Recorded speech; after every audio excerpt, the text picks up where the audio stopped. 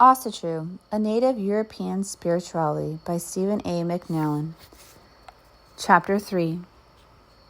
One good is not good enough.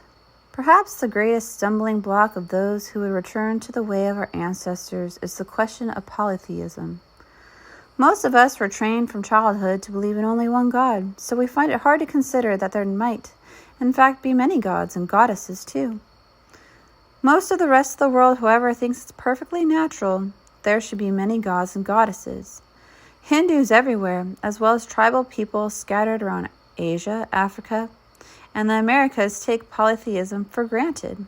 Modern science opened the door to the idea of polytheism in the 20th century. Though no one noticed, for decades, physicists have been trying to tell us that the rock-solid world of the materialists has disappeared. In its place, there is a sea of uncertainty. The world is not the sterile interplay of matter and energy described by Isaac Newton or Karl Marx. It is, as Sir James Jeans said, more like a great thought than a great machine. Einstein, too, failed to grasp the nature of things. When confronted with the revolutionary world of quantum physics, he declared that God doesn't play dice with the universe. We now understand that God not only plays dice with the universe, he is only one of many players. We rightfully disdain New Age gurus who talk blithely of quantum this or taikon that.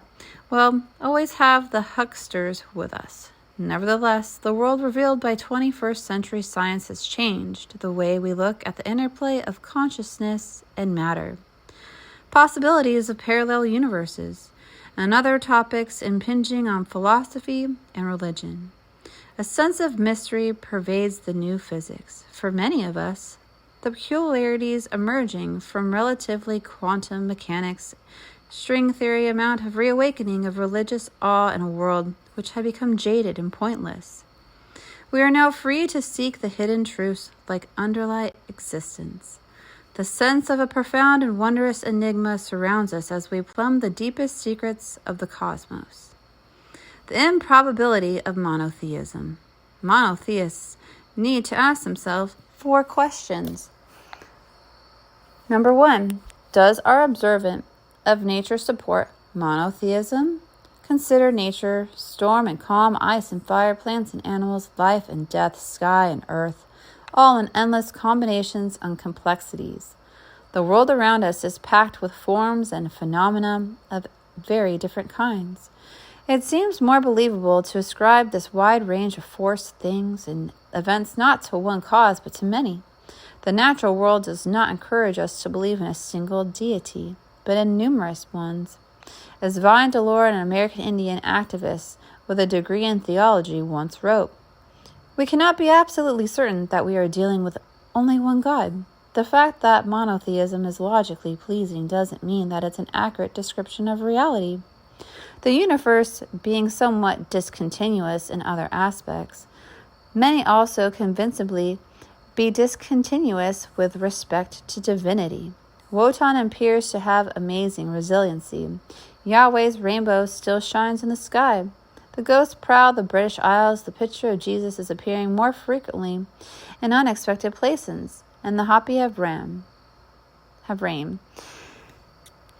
Number 2, is human variety consistent with monotheism?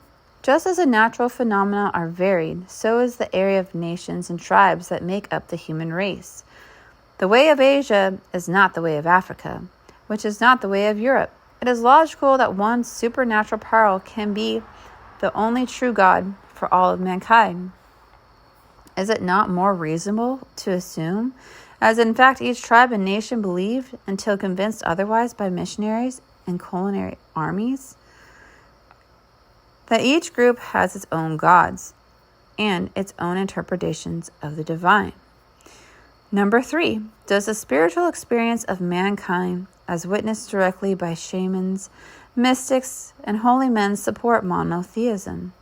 On the contrary, countless cultures assert that the universe is teeming with non-human entities, many of which can be categorized as gods and goddesses, both major and minor.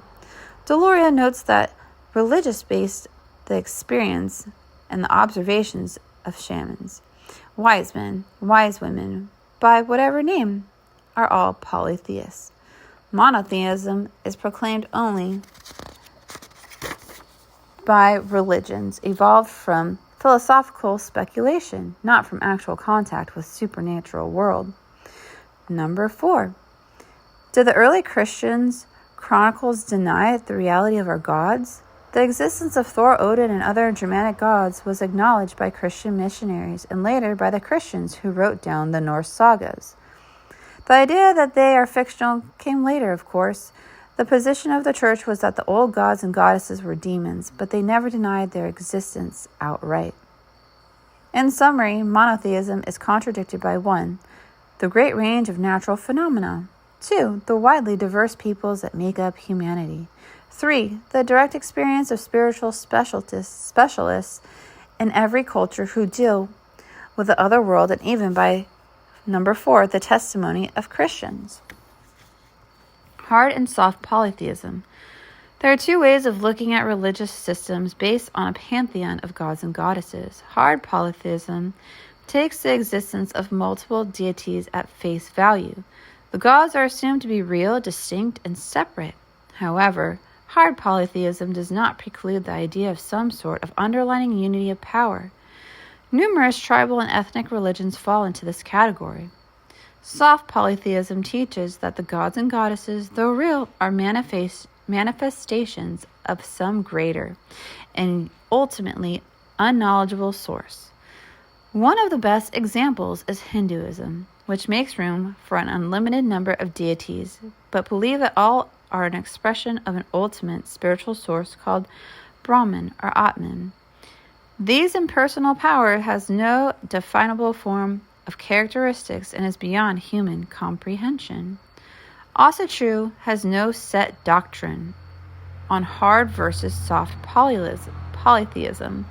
One is free to believe as he or she wishes.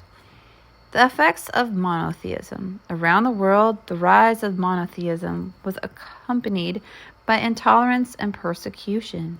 In the days when people knew that there were many gods and goddesses, religious wars must have been relatively rare. Each tribe or nation had a relationship with its own pantheon. No single deity or collection of deities demanded the right to rule all mankind. Gods and goddesses were not typically transferred from one group to another. Monotheism changed all of that. If there was only one God, then the gods of the unbelievers must be demons, usurping the devotion that rightfully belonged to the one true God. The followers of those gods, demons, were now devil worshippers and should be killed. Conquest, previously justified by greed, was now motivated by righteousness. It was the beginning of the bloody phase of human history that continues down to this present day. Anywhere monotheism and polytheism, the followers of the one true God went on the offensive. Monotheism was rarely accepted peacefully. Usually the war of beliefs lasted for years or generations. It took thousands of years of conflict for the tribes of Europe to give up their old gods.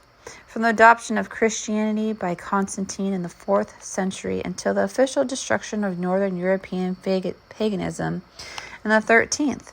Even then, remnants of native faith survived in the remote regions, beyond the reach of law and order. Consider Islam. The first Muslim invasion of Europe was halted on October 10, 732 CE, by Charles Martel at the Battle of Tours.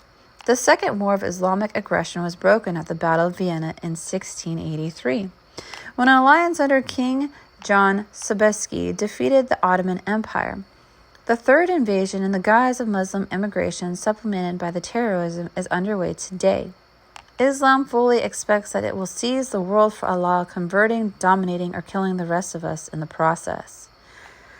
Consider Judaism. The Jew in the Old Testament invaded nation after nation and put men, women, and children to the sword at the command of their God.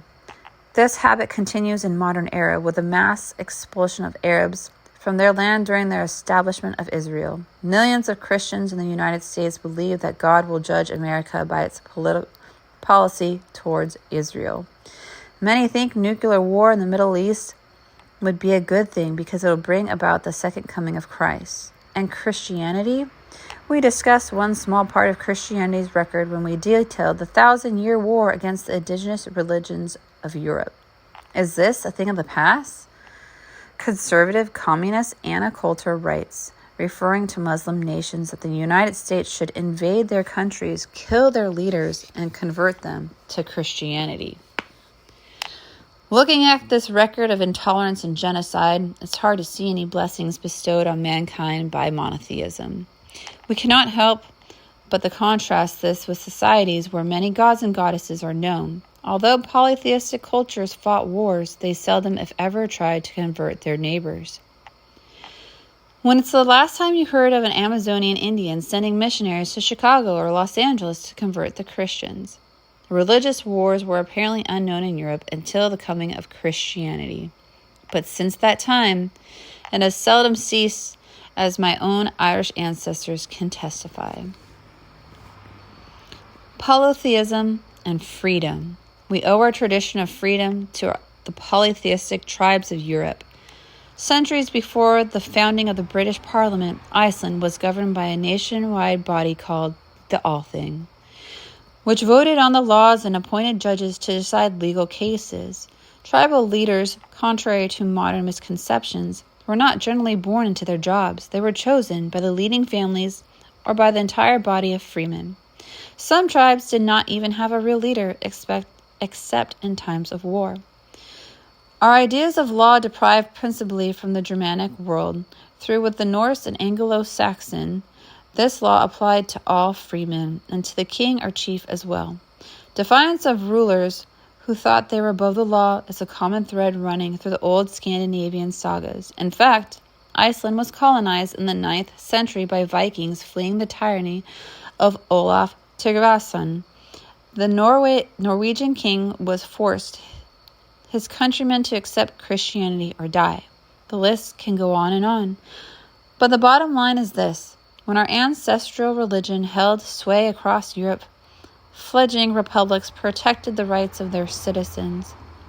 After the church destroyed the people's religion and dismantled the ancient system of checks and balances, royal power grew and human freedom receded. Medieval Christian Europe was locked down, totalitarian system as absolute as the Soviet Union. The rights we now associate with the Western democracies were painfully regained through the centuries. First with the Magna Carta, then with the American Declaration of Independence, and its sister document, the United States Constitution. In a sentence, freedom is a birthright from our polytheistic ancestors in Europe, not something we imported from monotheists in the Middle East.